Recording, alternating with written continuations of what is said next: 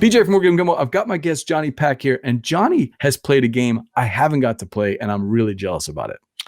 Glen More II, The Chronicles. I'm going to see if I can come up with a picture of it, and you tell me what is going on with Glen More II, The Chronicles. Is it something so complicated? Have they changed so much of the original game that I'm not even going to recognize it, or is it something you recommend to the chat crew? So you've played the original from back in the day? I did a long time ago, so you'll have to refresh my memory. I don't remember a lot about it. I'll get the big board.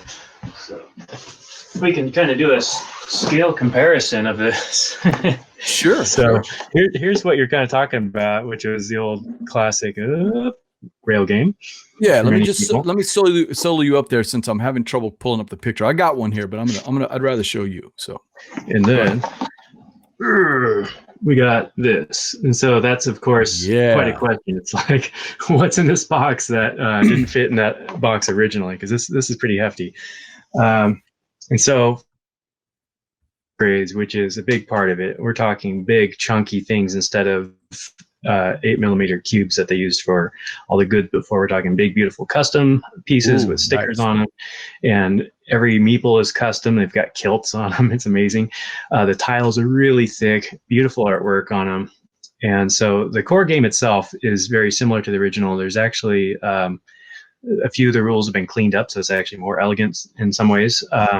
And then there is a sideboard, and that might be something that looks maybe like the side map of Orleans, where you see these different nodes and bonuses and things for connecting to that. And that's the thing that if people walk by and they see this game, they go, ooh, that looks neat. And then they go, wait a second, what's that? Because it looks pretty new. And I'm going to give you a little example of what that looks like here.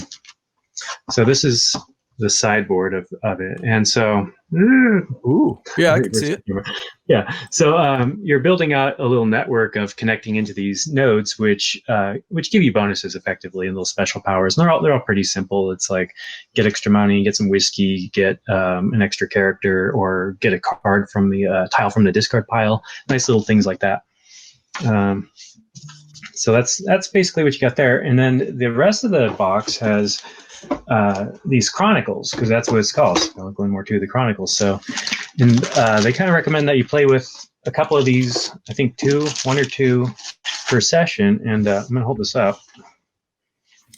Here we go. So it's got a nice little game tracing. So they got these little tuck boxes that each have a kind of a micro expansion inside them. And so you could play them however you like. You could pick one out that sounds interesting. Some of them are by guest designers, like one of them's by the Carcassonne designer did one. And they each add a little something special to the game that's wasn't there before. And sometimes they're very simple and sometimes they're more complicated. But they say, even in the rule books, this will add 10 more minutes to the playtime. Rules complexity level is medium, that sort of thing. So you could even kind of guess what you're looking at as far as that goes. And then there's one extra one you can pick up that doesn't come in the core set that has one of the coolest meeples ever. I'm going to pull this out. We've got Nessie, so the Loch Ness Monster. So is that like what is it? Is it a goose? It's the Loch Ness Monster. Oh, the Loch Ness Monster. Oh, I got it now. Yeah, it's like a little guy. Oh, wow, look at it. It's Nessie. Yeah. So, and there's a module that has Nessie in it. Mm-hmm. Mm-hmm. Yeah. So that's now I have a picture down below. You may not. Oh, sorry about that. I didn't mean to cut you off. Sorry. I was going to tell you that I found the picture I was looking for. It's a picture that I found on somebody's Twitter where they posted playing Glen More II Chronicles on Tabletopia. I'm pretty sure that's what that is. It's either Tabletopia or Tabletop Simulator, but I think that's Tabletopia because the bags look pretty big. Oh, that looks nice on there, huh? How close to that? Is it a good representation of what the game looks like on your table? Yeah. I mean, here you got just your basic meeples and some things like that. So, the real deal, you got the custom shapes on a few things like that. Trying to see what the resources look like. I don't see too many of those. I see victory points. Yeah, I mean, that's definitely good looking. So Verla said, hey, I want to play Glen More II, but, can't play it now.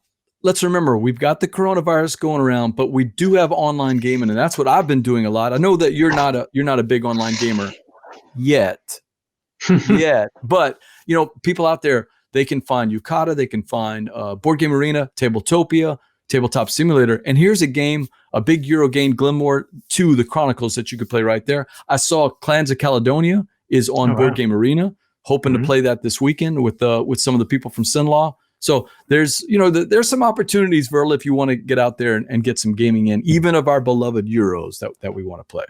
So thumbs up to the new edition of Glen More II. Oh yeah, it's fantastic. It's probably my most played game since Essen. I'm super into it. I love teaching. Are you into it? It's a quick teach even, so that's a plus.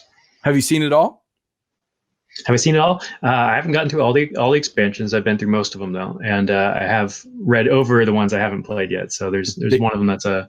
They said we got to be careful. We don't want to spoil anything, so we're not going to go into too much depth. But they're not like campaign or legacy stuff. So I mean, the cat's out of the bag. But if you want to look into it, but if you want to be surprised, you can. When you get the game, the talk boxes will be flat, and you have to construct them and actually punch the stuff and put them into each little box yourself, so you don't get that whole like Machi Koro legacy thing where you have no idea what's in here and you go mind blown. So it's more of a you know what you're doing when you're doing it thing.